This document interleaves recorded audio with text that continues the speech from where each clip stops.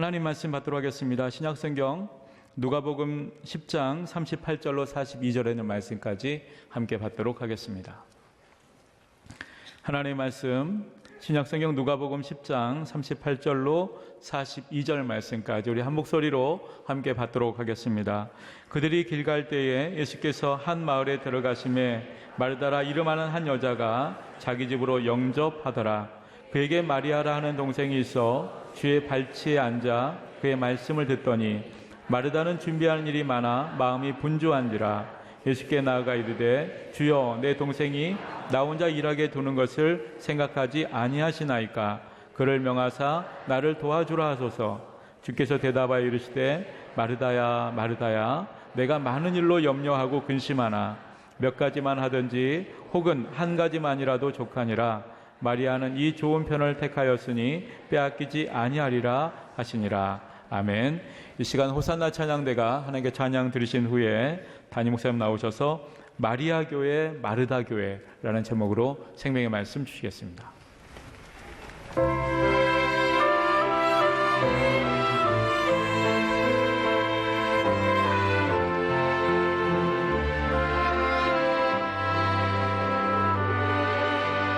주님 다시 오실 때까지 나는 이 길을 가리라.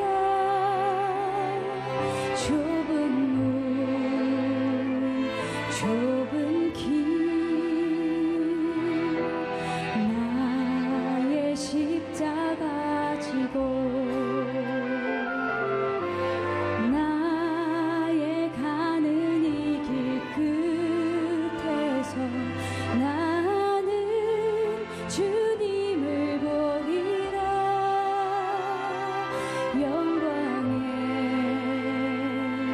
내 주님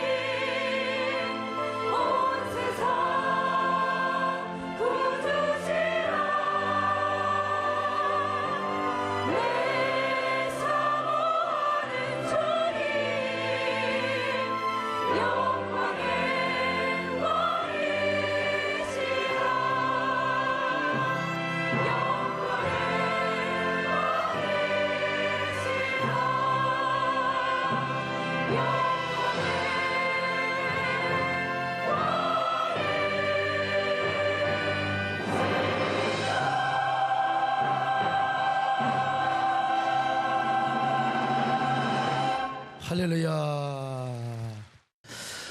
여러분들이 아시는 것처럼 지지난주 목요일 저는 사랑의 교회에서 종교개혁 500주년 기념 한국교회 미래전략 수립을 위한 포럼을 냈는데, 거기서 새로운 시대에 새로운 교회는 가능한가라는 발제를 제가 하였습니다. 저보다 앞서 이어령 박사님께서 영상으로 종교개혁 다시 시작하다라는 그 제야의 발제를 하셨는데요. 이어령 교수님은 먼저 이제 4차 산업혁명을 언급하셨습니다. 4차 산업시대는 여러분 다 신문에 나오잖아요. AI 시대, 실리콘 인간화 시대를 이제 오게 한다는 것이죠.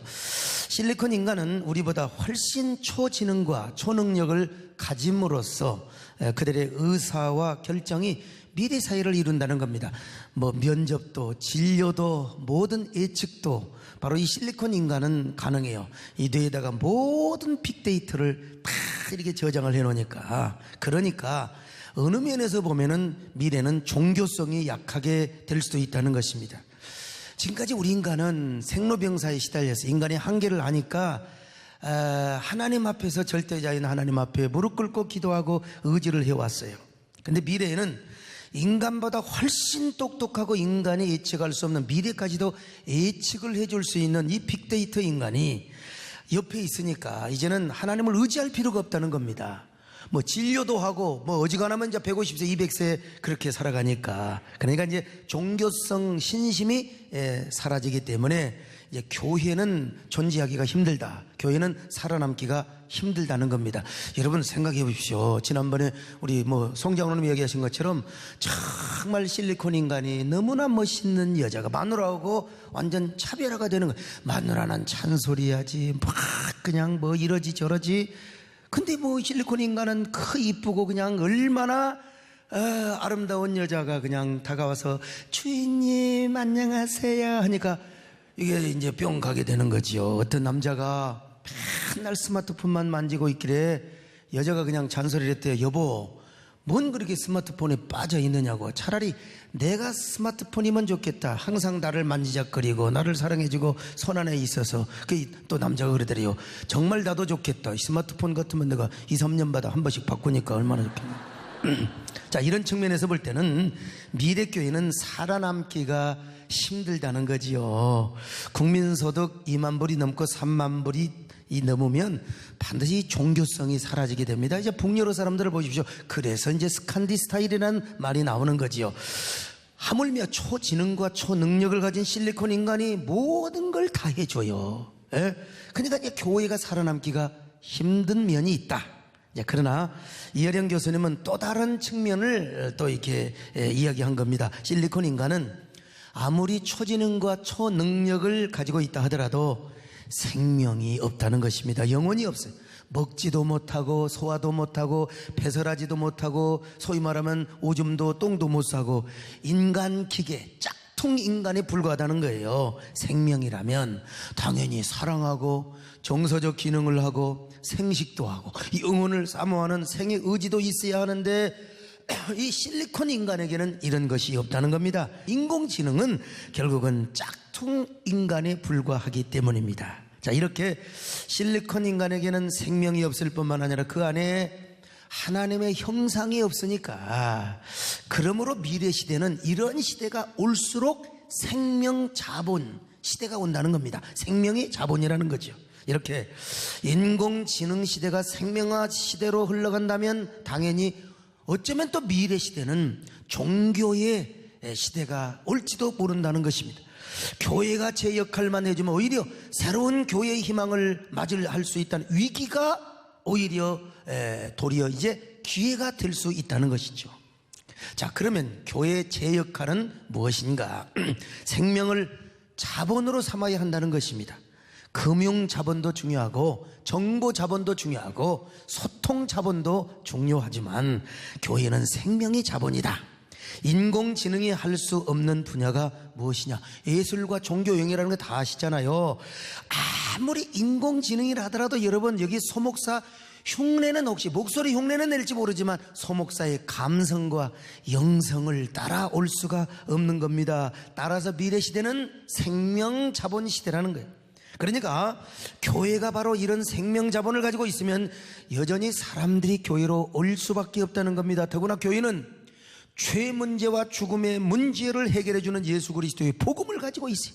인공지능 인간은 죄가 무엇인지도 몰라요. 죽음이 무엇인지도 몰라요. 거기에 대한 고민도 없어요. 그건 인간이 아닌 것입니다. 그러나 여러분, 미래의 인간일수록 아무리 150년 200년을 산다 하더라도 생명은 죽습니다. 반드시. 죄 아래에 있는 모든 지구촌의 생물은 다 죽어요. 나무도 죽고 시간 되면 다 죽어요. 따라서 여러분, 인간이라면 누구나 죽음의 문제와 죄 문제로 갈등하고 고민을 한다는 것이죠. 그러니까 교회는 생명이 자본이 돼야 된다. 어떤 생명이 자본이 돼야 되느냐? 예수 그리스도의 복음, 예수 그리스도의 생명이 자본이 돼야 됩니다. 할렐루야. 언제나 교회는요, 하나님의 말씀과 성령의 풍성하게 가져다주는 영과 생명, 저는 이것을 또 다른 의미에서 뭐라고 표현했느냐? 생명나무의 은혜, 생명나무의 능력이라고 제가 표현을 했죠. 그러므로 우리 교회는 주님이 오시는 그날까지 예수 그리스도의 풍성한 생명이 언제나 자본이 될 수 있기를 바랍니다. 말씀과 성령이 가져주는 생명나무의 은혜와 능력이 우리 교회를 덮어버리시기를 바랍니다.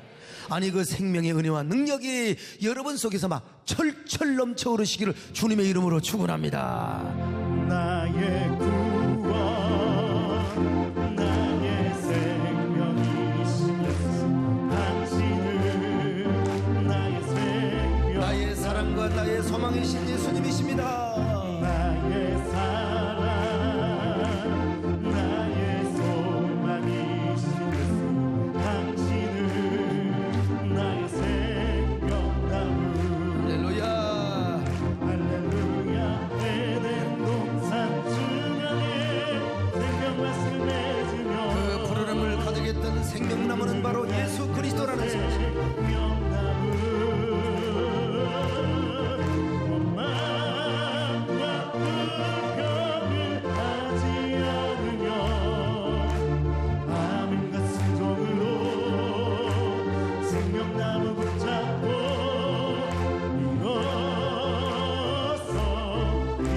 일어서리라. 이렇게 언제나 여러분, 우리 교회는 생명나무 울창하고 생명이 자본되는 교회 되시기를 축원합니다.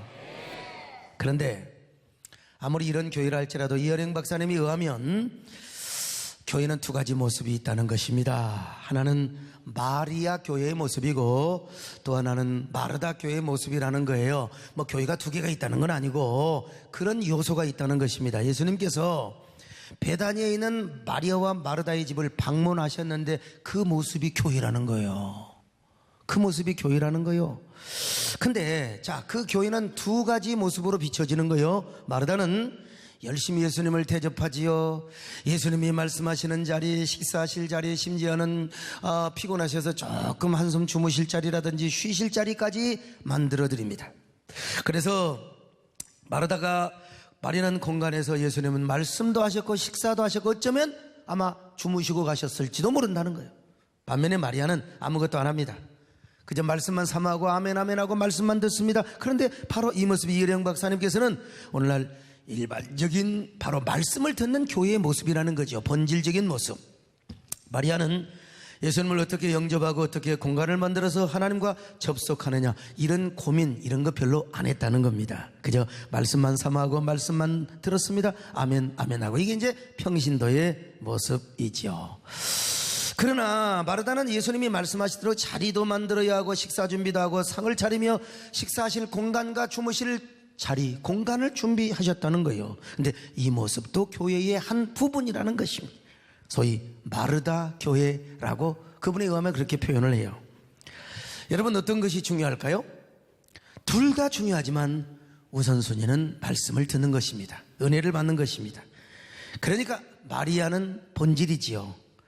마르다는 비본질입니다. 그런데 또 비본질의 영역에 속해 있는 마르다가 실제로는 그 주변에서 주인 행세를 하고 주도권을 행사하는 것을 볼 수가 있습니다.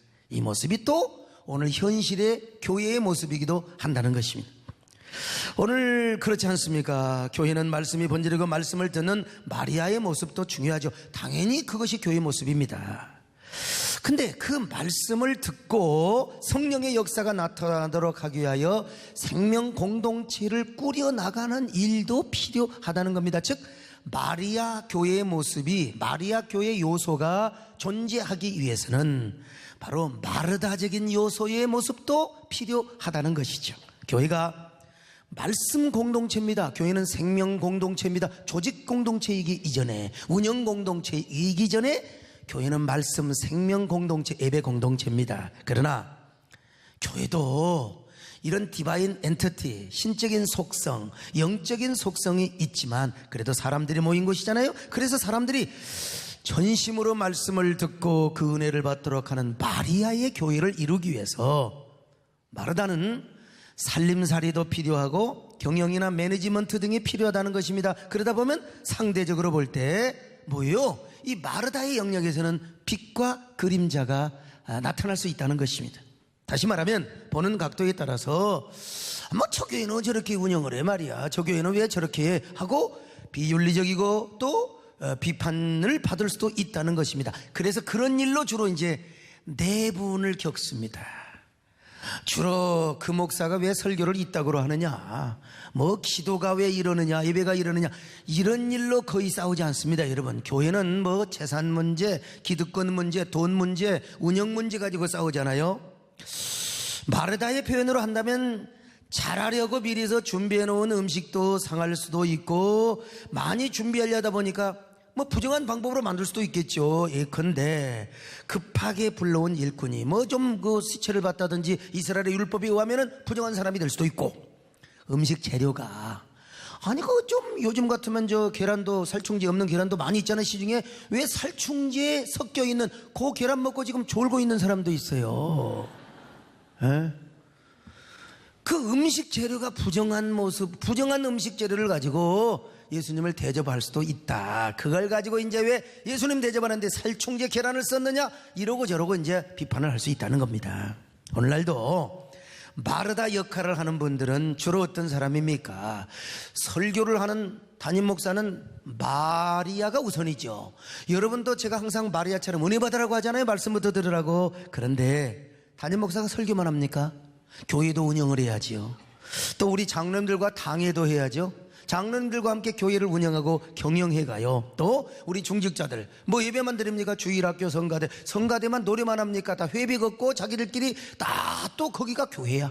그래가지고 생일잔치도 하고 서로 이렇게 하고 저렇게 하고, 이게 다 이런 살림살이인데 실제로 대부분의 평신도들은 교회 나와서 예배만 드리고 말씀만 듣고 가잖아요. 교회 경영에 관심도 없어요. 우리는 공동이요 재직이 한다고 그러고, 다른 교회는 꽉꽉 모이는데 다 잘하겠지, 우리야 잘하겠지 하고 별로 관심도 없고 은혜 받는 데만 관심을 갖는다 이 말이에요. 이게 뭐요? 마리아 교회라고 하는 겁니다.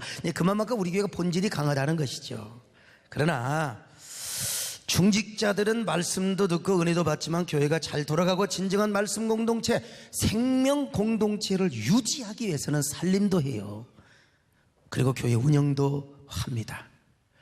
여러분, 이 교회를 지을 때 우리 장로님들이 교회 짓자고 안 했습니다. 제가 짓자고 했죠.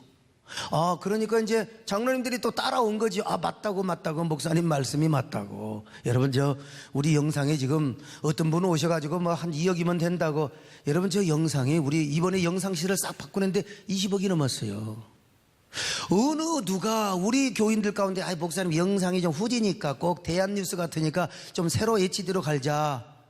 그래서 모든 촬영까지 다 기계까지 이번에 다 바꿨는데, 제가 여러분에게 도전을 주고 또 여러분들이 다 따라온 거 아닙니까? 여러분, 우리 영상 기기가 얼마나 좋은 줄 아세요? 지난번에 KBS 다큐 하는데 같이 찍는데 KBS 영상 필름 카메라보다 우리 것이 훨씬 좋다고 하더라고요. 우리 게 훨씬 비싸다고. 우리는 최신에서 했기 때문에 그런 거예요. 이게 뭐냐, 한마디로 이 마리아의 요소도 있고 마르다의 요소도 있는데, 바로 이런 두 교회의 모습을 이어령 우리 박사님은 오늘 본문에서 본 거지요. 저는 그 말씀을 듣고 정신이 번쩍 들었습니다. 머릿속에 아주 빛이 섬광처럼 다가왔어요. 아니 이렇게 성경을 이렇게도 보네? 이 시대 최고의 지성이요 인문학 작업은 성경의 그림이요 성경을 일종의 문자로 문맥으로만 본 게 아니라 그림의 모습으로 본 거죠. 성경을 그림 언어로 본 거예요. 저는 지금까지 마리아와 마르다를 대부분의 목사님들이 다 그랬어요. 마리아와 마르다 제가 보면은 이 마리아 마르다를 좀 충돌 대칭 구조로 사실은 봐왔습니다. 마리아는 은혜부터 받았지 않습니까? 그냥 주님의 발 아래에서 말씀을 들으니까 주님께서 좋은 편을 선택. 그 좋은 편이 뭐예요? 말씀을 듣는 편이죠. 말씀을 듣는 편, 우선순위죠. 그래서 주님은 이 좋은 편을 선택했으니까 빼앗기지 않을 거라고 했잖아요. 자, 누가복음 10장 42절입니다. 시작. 몇 가지만 하든지 혹은 한 가지만이라도 족하니라. 마리아는 이 좋은 편을 택하였으니 빼앗기지 아니하리라 하시니라. 그뿐 아닙니다. 나사로 오라버니가 죽었을 때 주님의 발 아래 엎드려 눈물로 기도했습니다. 그 눈물의 기도로 오라버니 나사로를 살렸단 말이죠. 바로 그 내용이 요한복음 11장에 나오거든요. 자, 그런 마리아는 결국 나중에 주님의 발 아래서 옥합을 깨뜨려서 주님의 발에 향유를 붓고 그냥의 머리카락을 풀어가지고 눈물 흘리며 번복을 이루면서 주님 앞에 이렇게 아마 노래를 부르고도 남았을 것입니다, 여러분. 내 주님 계신 발 앞에 옥합을 깨뜨리죠.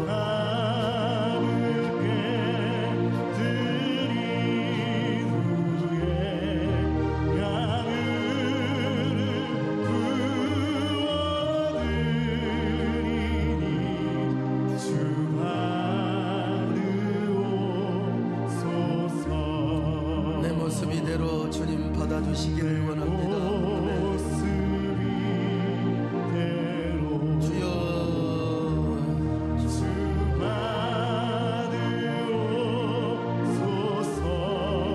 날 위해 돌아가실 주님,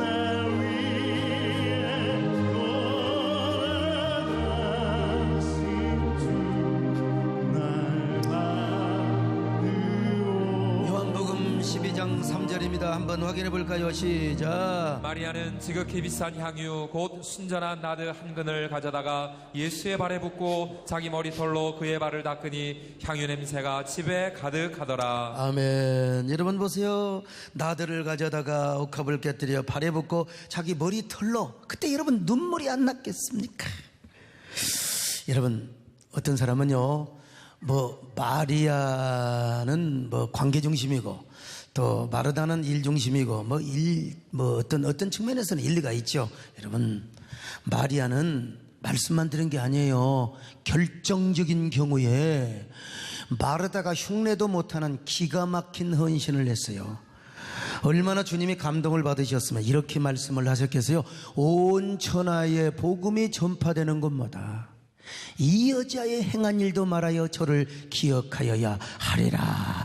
저는 이 마리아다에서는 다 줄줄줄 외우고 있는데요. 자, 마태복음 26장 13절입니다. 시작. 내가 진실로 너희에게 이르노니 온 천하에 어디서든지 이 복음이 전파되는 곳에서는 이 여자가 행한 일도 말하여 그를 기억하리라 하시니라. 여러분 근데 이제 마르다를 보면은 이 은혜는 안 받고 이제 일부터 한 건 분명해요. 그렇게 봉사를 하면서 마리아가 자기를 도와주지 않는다고 얼마나 막 불평했어요. 그래서 이제 주님이 뭐라고, 마르다야 야 한 가지만 해도 좋겨, 야 참 믿음으로 감사함으로 해라. 자, 한번 누가복음 10장 41절로 42절 같이 봅니다. 시작. 주께서 대답하여 이르시되 마르다야 마르다야 내가 많은 일로 염려하고 근심하나 몇 가지만 하든지 혹은 한 가지만이라도 족하니라. 자, 이건 뭡니까? 정말 순수한 마음으로 믿음으로 생명으로 그렇게 주님을 이제 접대하라는 그런 의미죠. 근데 이제 이 마리아가 옥합을 깨뜨릴 때 이 마르다가 또 뭘 했느냐? 여전히 이 사람은 참 봉사 스타일이죠. 음식 장만을 하고 있었습니다. 그러다가 제자들의 불평 대열에 아마 모르긴 몰라도 끼어들었을 것입니다. 그런데 주님은 마리아를 칭찬하잖아요. 그래서 저는 지금까지 뭐라고 했느냐? 이분법적으로, 자, 교회는 마리아가 중요하다. 마리아가 되어라. 먼저 은혜부터 받아라. 은혜부터 받으면 나중에 결정적인 경우에 옥합도 깨뜨린다. 그러니까 마르다는 쓸데없는 존재로 제가 좀 비하시킨 경우가 있었어요. 그래서 뭐 어디 교회 가면 식당에 부흥회 가가지고 마르다 뭐 식당 그래서 이거 좀 바꾸라고 말이죠. 마르다가 별로 안 좋다고 제가 그렇게 지금까지 가르쳐 왔어요. 사실 문맥상으로 보나 구조상으로 보더라도 마리아와 마르다에 대한 원래 의미는 이런 의미라고 봅니다. 제가 성경을 아주 구조적으로 봤고 동심원적이고 그리고 통전적으로 제가 아주 전체적으로 홀리스틱하게 잘 봤어요. 그런데 이렇게 제가 이런 마인드로 성경을 바라보고 있던 중에 제가 이어령 박사님의 이야기를 들은 거예요. 그래 머리가 뻥 뚫렸어요. 여러분들은 이어령 교수를 잘 모르지만 저는 이래봬도 그분과 요즘은 조금 한동안 소원했습니다만은 제가 식사를 자주 하고 또 내 책을 쓸 때마다 그분이 추천을 해주시고 정말 저는 인물을 알아주는 사람입니다. 그분은요, 야 이건 뭐 정말 노래로 말하면 이 대기권 밖에 있는 차원이라고 할 수 있어요. 그분의 시야와 평론은 측량할 수 없는 사람. 저도 글을 쓰고 우리 김재일 장로님도 기자하시 글 잘 쓰고 하지만 제가 볼 때는 우리보다도 이 몇 단계 차원이 아니요 그분은 대기권 밖이라니까요. 그러므로 비록 평신도이지만 성경을 문학적으로 보고 인문학적 관점에서 보는 안목은 우리가 따라갈 수가 없어요. 같은 구약도 보지 못하는 걸 인문학적으로 잘 보더라고 보면서요. 근데 저희 관심은 그분의 신학자가 아니거든요. 성경을 그렇게 보고 이렇게 이해를 해도 되는가. 이게 제가 한번 관찰을 해볼 필요가 있어요. 저의 성경 해석의 어떤 그 원리로 본다면 바로 이어령 박사님의 관찰은 핵심 진리가 아니라 주변 진리라고 이야기할 수 있어요. 여러분, 성경은 항상 바로 원 핵심 진리가 있어요. 그리고 또 이제 주변 진리가 있는 건 사실입니다. 제가 가끔 이야기한 것처럼 아무튼 이 주변 진리라고 말하기는 그러나 이 본문을 이렇게 보는 이어령 박사님의 통찰력은 주변 진리라고 보기에는 너무나 아까웠다 이 말이죠. 그래서 이 마르다의 모습과 마리아의 모습을 그렇게 봤는데 제가 이런 역사에 있어서 그러면 우리 교회 역사에 있어서 이런 원리를 주장했던 사람이 없나. 우리 종신 구약 교수에서 우리 이희성 목사님께 한번 조사를 해봐라. 언젠가 그분이 저에게 토마스 아퀴나스에 대한 얘기를 한 적이 있어요. 그래서 그 자료를 좀 저에게 달라. 그래서 책을 제가 받아가지고 쫙 서베이를 한 거죠. 근데 그 토마스 아퀴나스는 천사 박사입니다. 이 종교개혁 이전의 학자로서 성 어거스틴의 신학의 전통의 뿌리를 이어받는 얼마나 인격이 훌륭하고 얼마나 학문이 넓으면 그냥 박사가 아니요 천사 박사입니다. 천사 박사. 일찍이 그는 뭐 마리아를 예찬하는 것도 아니고 교황의 부패를 지적하며 순수한 하나님의 성경 진리를 연구했던 사람인데 여러분 이분은요 뭐라고 얘기를 하냐. 그는 성경의 문자의 중요성을 이야기합니다. 문자, 절대로 문자를 파괴해서는 안 된다. 그리고 문맥을 파괴해서는 안 된다. 그러면서도 그는 문자의 의미와 영적 의미 사이를 극복할 수 있는 부분도 있다는 것입니다. 그러므로 성경 문자에 충실하면서도 그 문자에 담겨있는 영적 의미는 다양할 수도 있다. 모든 게 다 그런 건 아니지만 성경은 성령의 영감으로 모세라는 사람이 자기 생각으로 쓰는 게 아니라 사도 바울이 그렇게 한 게 아니라 성령의 영감에 의해 기록된 것이므로 다면적 의미, 인간의 한계로는 다 담아낼 수 없는, 인간의 문자로는 다 표현할 수 없는 그런 하나님의 다음성적인 메시지가 있을 수 있다는 것입니다. 따라서 성경 문맥을 파괴하지 않고 문맥에 어긋나지 않는다면 성경 본문의 사건과 의미를 여러 각도에서 바라보고 해석할 수도 있다. 다시 말하면 성경이 성령으로 영감되기 때문에 성경의 다양하고 깊은 표현을 우리 인간의 이성과 논리로 제한을 시켜서는 아니 된다. 이런 주장을 했던 거예요. 그리고 이런 깊고 다양한 의미의 해석을 하는 것은 성도들과 교회로 하여금 하나님과의 깊은 교제의 자리로 바로 나아가도록 하기 위함이라는 것입니다. 사실 이 칼빈 선생님도 이사야 주석, 로마의 주석에도 모든 주석은 목적은 뭐냐? 교회를 세우기 위하고 하나님과의 깊은 교제로 나아가기 위함이라고 칼빈도 그렇게 얘기를 했어요. 자, 이런 토마스 아퀴나스의 해석적 원리로 볼 때 그런 안경으로 본다면 이어령 박사님은 비록 문학자이고 평론가이지만 인문학자이지만 신학자는 아니지만 오늘 본문을 새로운 관점에서 보았다는 이야기를 할 수 있어요. 오늘 본문을 완전히 뭘로 봤느냐? 그냥 마리아의 어떤 그 이분법적인 그런 그 개념으로 본 게 아니라 완전히 교회론 시각으로 풀어냈다. 이렇게 이야기할 수 있습니다. 그래서 제가 이제 깜짝 그분과 식사도 많이 하고 얘기도 많이 했는데 이런 얘기는 처음 들었거든요. 그런데 이런 얘기를 반짝하고 들은 사람도 저밖에 없어요. 거기에 수많은 기자들이 있고 수많은 사람들이 있었지만 여기에 관심을 가진 사람이 없어요. 거기 다 눌러보면은요, 다 뭐 네이버 다음에 있지만 이런 마리아 이런 얘기를 언급한 기자들이 한 명도 없다는 걸 제가 봤습니다. 그래서 제가 놀랬죠. 그렇습니다. 어쨌든 교회의 본질은 하나님의 말씀입니다. 하나님의 말씀이 없으면 교회가 될 수가 없지요. 말씀이 있어야 교회가 되는 것이고 말씀이 풍성하게 전달이 되어야 생명이 자본이 될 수 있다는 것입니다. 그러므로 교회는 먼저 마리아의 모습을 취해야 될 줄로 믿습니다. 목사도 말씀 앞에 부복하고 설교를 위하여 정말로 매달리고 여러분들도 먼저 일하는 것도 중요하지만 먼저 은혜부터 받으시기를 바랍니다. 말씀부터 들으셔야 됩니다. 여러분 예배부터. 나는 그래서 예배 시간에 뭐 카페테리에 가서 그냥 커피나 마시고 도닥거리는 사람, 그런 사람이 가장 싫어요.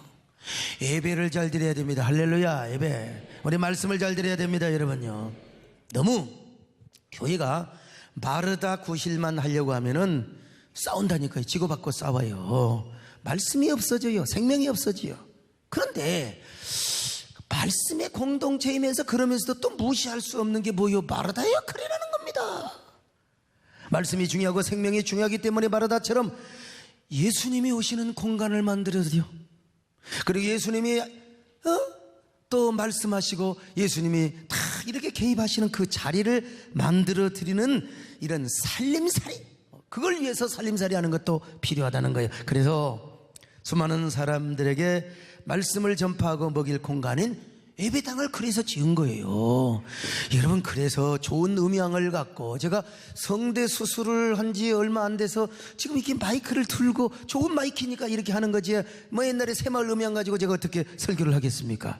그리고 HD 영상 시설을 하는 것이죠. 그리고 그 집을 유지하고 그 공동체를 발전시키기 위해서 여러분 우리가 살림을 하고 경영을 하는 것입니다. 그런데 문제는 이 마르다의 일에는 뭐가 있어요? 빛과 그림자가 있어요. 그래서 주님도 마르다가 만들어낸 그림자를 책망하셨습니다. 그러나 여러분 이걸 알아야 돼요. 주님께 책망받은 마르다 역시 행복해야 한다는 걸 아셔야 돼요. 주님과 마리아가 아니었으면, 말씀이 아니었으면, 예수님이 안 오시면 마르다는 그렇게 바쁘게 일할 필요가 없는 겁니다. 주님이 아니었으면 이런 준비를 할 필요가 없었다는 겁니다. 자, 그런데 아이러니하는 것은 당시 제자들은 마르다를 비판하고 공격한 게 아니라 마리아를 공격했다는 사실입니다. 여러분, 말씀을 듣고 말씀을 사모하며 주님께 옥합을 깨뜨린 교회의 본질의 모습을 비판한 겁니다. 여러분, 참 이게 아이러니하죠. 얼마나 아이러니한 모습입니까? 그래서 예수님은 마르다보다 제자들에게 오히려 더 큰 책망을 하신 겁니다. 이런 먹구들아. 마르다는 주님의 자리와 공간이라도 만들어드렸죠. 그러나 제자들은 그런 일도 안 하면서 괜히 마리아가 말씀 듣고 헌신하고 옥합 깨뜨린 걸 비판했다 이 말이죠. 한마디로 말해서 오늘날로 말하면 교회를 영적인 주님의 생명 공동체, 그리스도의 몸으로 보는 게 아니라 시대 정서와 시대 논리로만 본 겁니다. 인간 공동체로만 본 것입니다. 그래서 제자들은 주님 앞에 책망을 받았던 것이죠. 자, 오늘 여러분, 우리 교회의 모습은 어떤 모습인가 한번 여러분들이 진단을 해보시죠.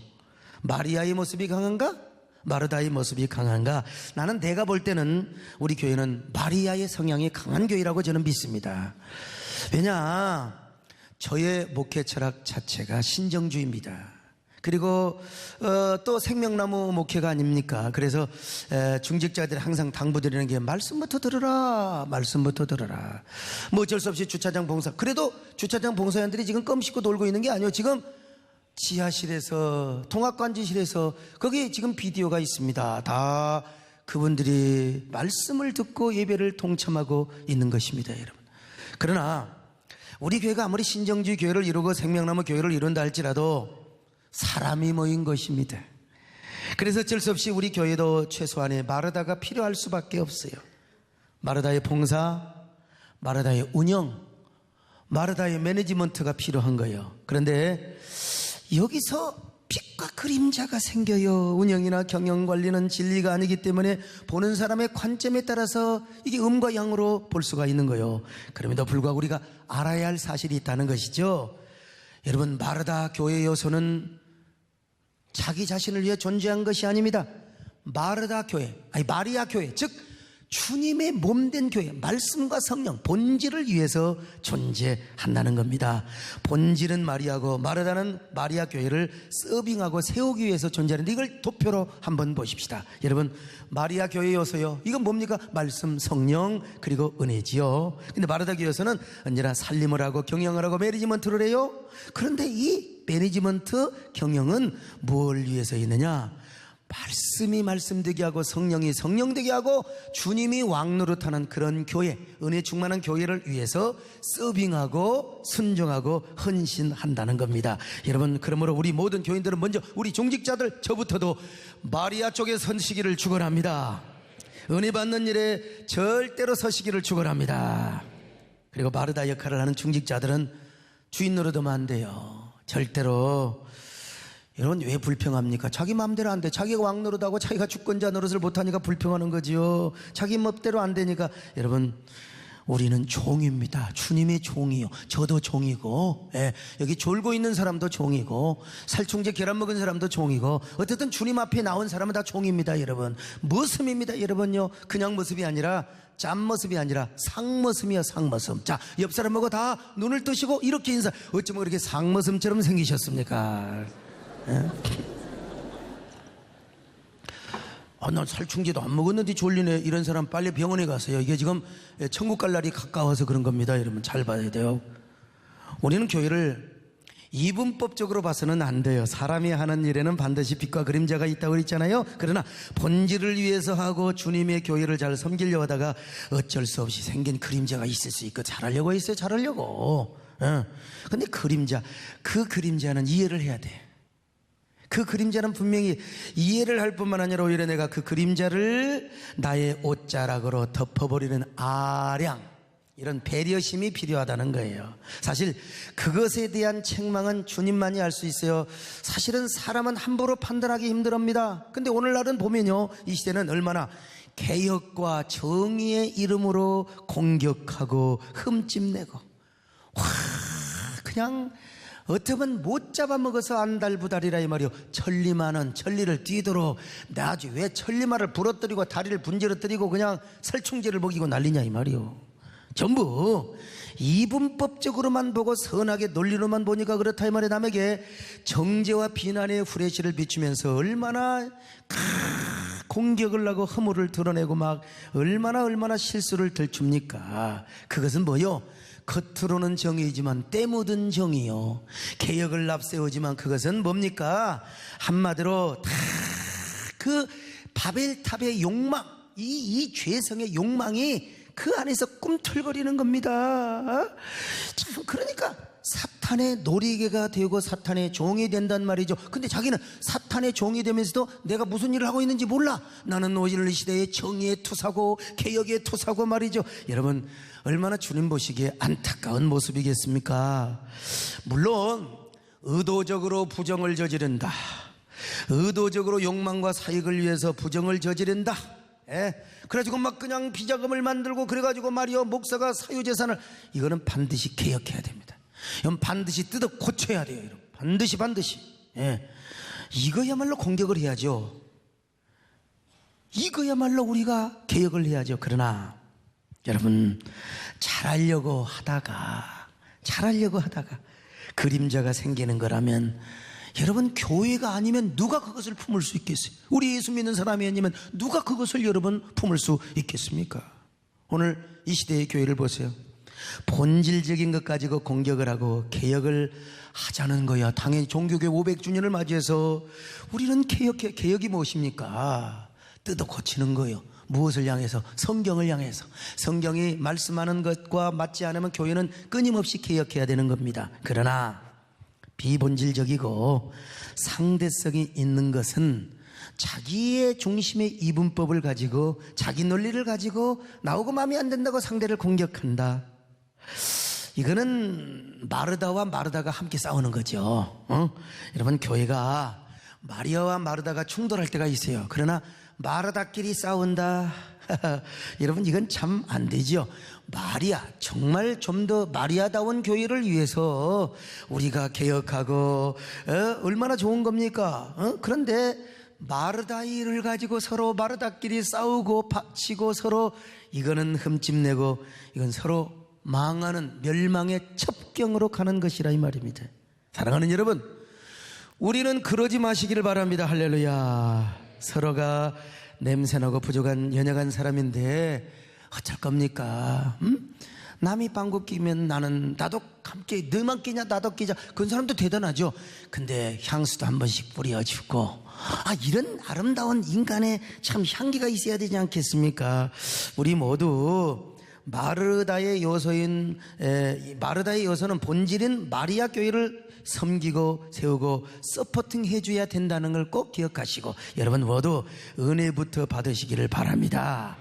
그리고 그런 마음과 정신으로 마르다가 되어서 어쩔 수 없이, 마르다의 잘못된 것 빼고 어쩔 수 없이 교회를 잘 섬기고 서로 함께 일으켜주는 성도들이 되시기를 바랍니다. 말씀만 잘 듣고 여러분 은혜만 개인주의로 가지 마시고, 옆 사람 힘들 때 세워주시고, 교회가 힘들 때 기도하시고, 바울처럼 그리고 예수님처럼 언제나 섬기고 세우고 일으켜주는 그런 아름다운 교회를 이루시기를 주님의 이름으로 축원합니다. 예수님처럼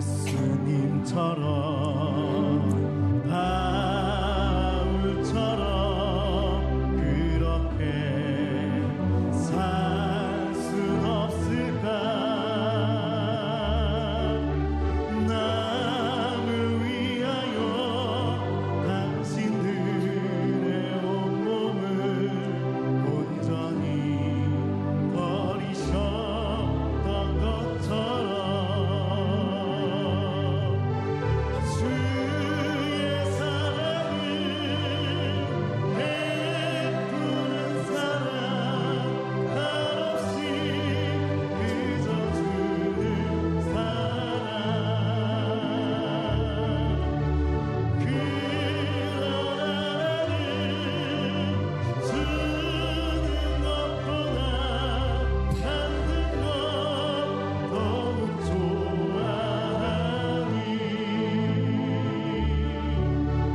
나의 입술은 주님 닮은 듯하나 마음은 아직도 추하여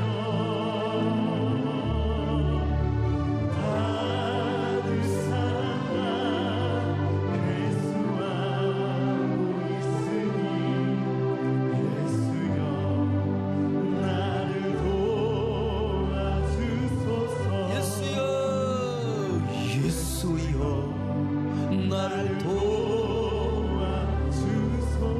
오늘 우리 남진 장로님이 항상 이제 이쪽에 앉으셔서 잘 보이고, 또 이제 우리 송대관 집사님 보려면 고개를 이렇게 이제 또 돌려야 됩니다. 저분들 참 화려한 면만 보지요. 노래하시고 참 그 무대에서 말이요, 사랑도 해봤다, 이별도 해봤다, 산전수전 다 깨고, 여러분 그런 화려한 노래인 것 같지만 뒤에 매니저가 없으면 안 됩니다. 그거 다 그 엔터테인먼트 뭡니까? 그 기획사가 관리해주고 다 일정 잡아주고 또 티켓도 팔아줘야 하는 거지, 혼자 다 약장수 할 수 있어요? 안 되는 거예요. 교회도 마찬가지라는 겁니다. 남자는 그렇죠? 예? 근데 우리가 알아야 될 것이 있어요. 우리가 중요한 건 노래가 중요한 거지, 또 이제 표 파는 게 중요한 건 아니잖아. 근데 노래를 잘 하기 위해서 표를 파는 거예요. 다 이렇게 세종문화회관을 빌리고, 다 이렇게 어디요 인터콘티넨탈을 빌리고.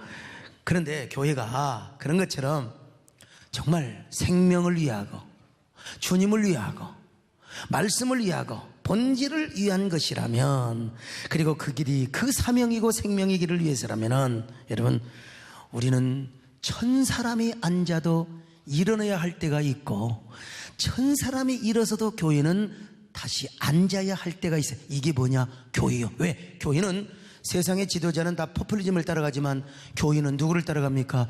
진리를 따라갑니다. 예수님을 따라갑니다. 세상의 조류를 따라가는 게 아니요, 예수님을 따라갑니다. 여러분요.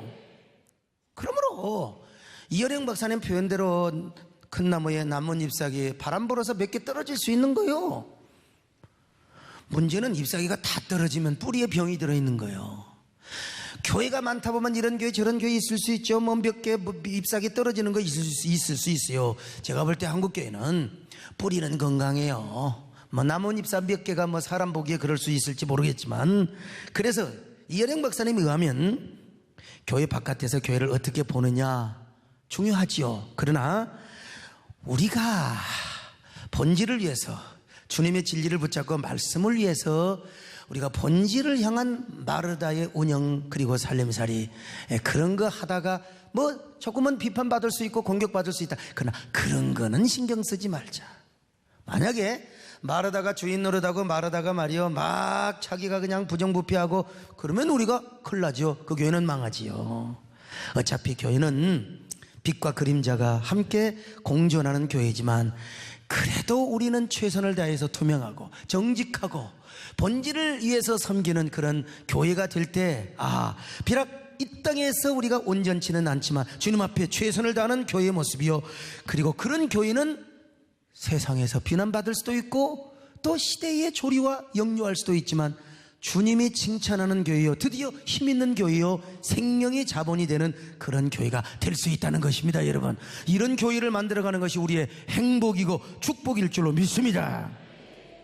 주님이 오시지 않는 한, 우리가 주님이 오시지 않는다면 우리가 마르다가 뭘 위해서 음식을 장만하고 뭘 살림살이를 했겠습니까? 여러분, 오늘도 마찬가지입니다. 주님을 위한 교회라면, 주님을 위한 경영이고 매니지먼트라면은 행여라도 잘하다가 잘못하다가 이따금씩 주님 앞에 책망받을 수도 있어요. 그것마저도 감사하는 게, 주님이 아니라면 그런 책망도 받을 필요도 없는 거예요. 여러분, 주님이 아니라면 여기 교회에 왔어요. 오다가 사고 날 수도 있고, 오다가 무슨 뭐 이럴 수도 있고 저럴 수도 있고, 교회 안에서 이럴 수도 있고 저럴 수도 있고. 저는 항상 기도합니다. 주여, 예배 시간에 조는 사람은 있어도 교회 와서 죽은 사람 하나도 없게 하여 주시옵소서. 그 책망과 비판 때문에 우리는 주님을 더 가까이 하게 되고 교회를 더 잘 섬기고 운영하게 되기 때문에 그렇습니다. 깨달아지시면 아멘 하시기 바랍니다. 이런 최선의 교회를 이루십시다. 할렐루야. 이런 아름다운 교회를 이루십시다. 여러분요, 생명의 자본되는 교회를 이루십시다. 그런 저와 여러분 되시기를 축원합니다. 하나님 고맙습니다. 우리 모두 이런 아름다운 교회, 마르다 교회의 요소는 마리아를 서빙하고 서포팅하는, 그러면서도 어쩔 수 없이 마리다의 살림살이가 있어야 한다는 모습. 빛과 그림자가 있지만 우리는 언제나 그 빛과 그림자가 있더라도 주님의 말씀을 붙잡고 주님을 위하는 교회요, 언제나 세상 속에서 생명을 자본으로 여기는 축복된 교회 되게 하여 주시옵소서. 예수님의 이름으로 기도드립나이다. 아멘.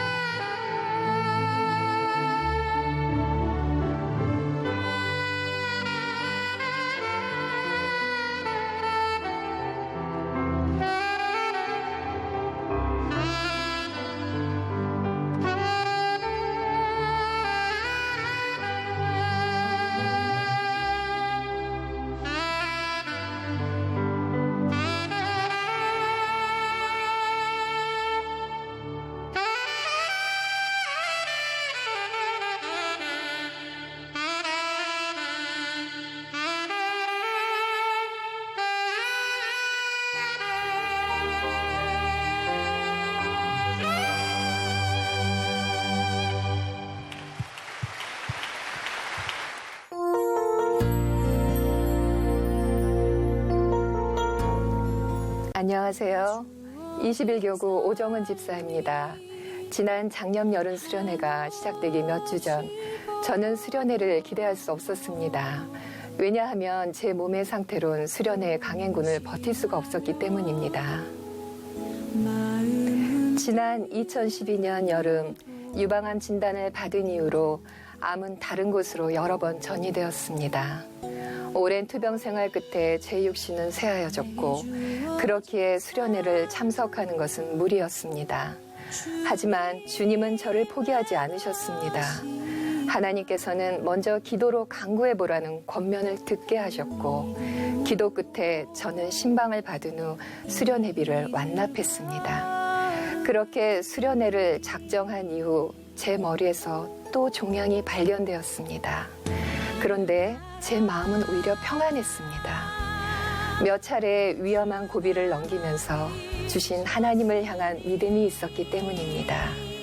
사실 2012년도에 처음 유방암 진단을 받았을 때 왜 나를 이런 나락으로 떨어뜨리셨는지 원망과 정죄함이 가득했었습니다.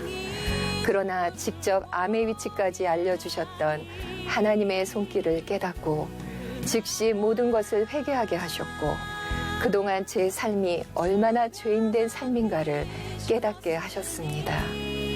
이 일을 계기로 저는 주님께 한 발자국 더 다가갈 수 있었습니다.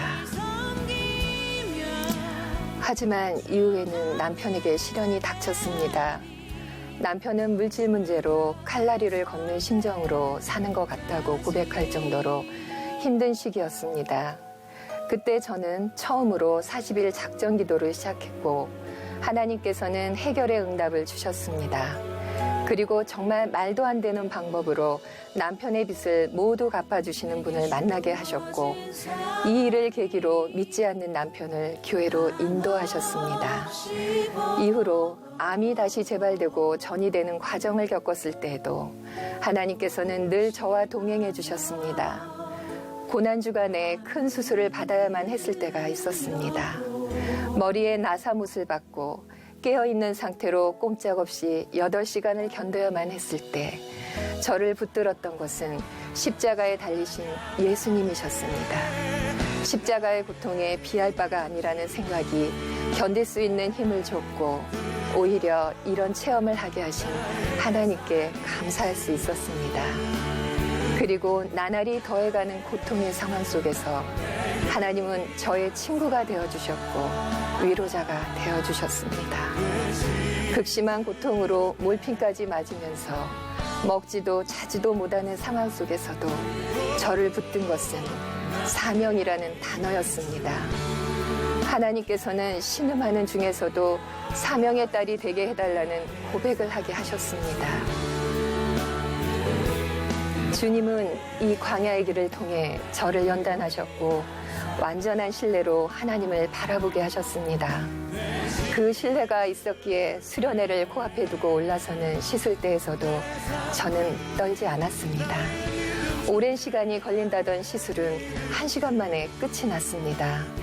저는 회복 시간도 필요 없이 바로 수련회를 갈 수 있게 되었습니다. 우리 가족 모두가 함께 참석할 수 있어서 얼마나 기뻤는지 모릅니다. 하나님을 향한 선한 목적으로 간구할 때마다 꼭 응답하시는 분이 바로 나의 하나님이셨습니다. 수련회를 통해 받은 가장 큰 은혜는 성대 수술 이후에도 단위에 서신 목사님의 모습이었습니다. 복음의 사명에 대한 열정과 노력 앞에 저는 겸허해질 수밖에 없었습니다. 말씀을 통해 질병이 없었더라면 옛사람의 모습으로 세상적 교만과 율법주의의 신앙에 갇혀 살 수밖에 없는 인생을 고난이라는 터널을 통해 하나님의 은혜 없이는 살 수 없는 인생으로 변화시켜 주셨음을 깨달았습니다.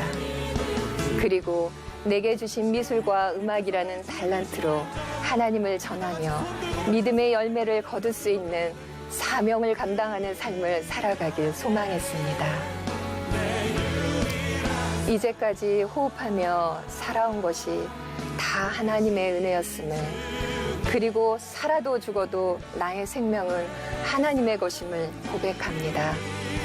그렇기에 이 땅 가운데 살면서 사명자로서 영혼의 참 자유와 승리의 삶을 살아가길 진실로 기도하며 소망합니다. 끝으로 제 간증이 저처럼 질병으로 고통 중에 계신 분들에게 작은 위로가 되길 소망합니다. 이 모든 영광을 하나님께 돌립니다. 감사합니다.